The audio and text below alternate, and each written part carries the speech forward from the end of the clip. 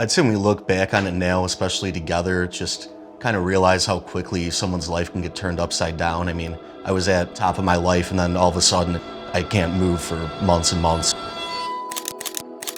It's so hard to watch someone you love so much be in such catastrophic pain and not know what the long-term outcome would be when all we heard from anybody we talked to was that this was the worst knee injury they've ever seen or heard of.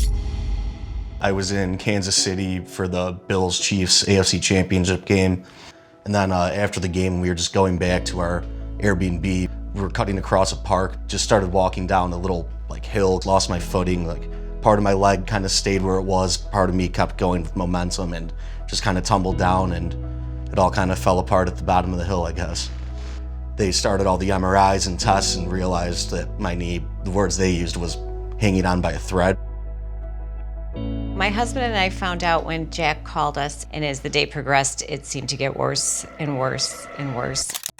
Jack was in our back seat with rods screwed into his femur, through his quadricep, into his tibia, and he was in excruciating pain.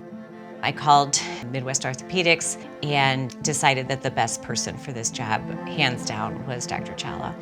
So Jack had all the ligaments that connect the thigh bone to the shin bone were completely torn. But on top of that, he had a patellar tendon injury.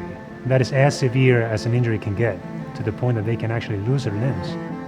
Pretty much from January to, I'd say around April, I was in bed probably 22 hours a day, even when I was on crutches, maybe 20 hours a day. So I'd say pretty much my only goal was just trying to be able to walk again, because I was almost unsure that I'd ever be able to, even though Dr. Challa reassured me it was always going to be a possibility. The treatment went absolutely great.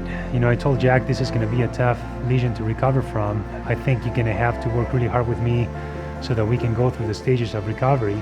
The good thing about people like Jack is that that those kind of people will try their best to get better. From an injury that may be limb-threatening, he's now having almost a normal life.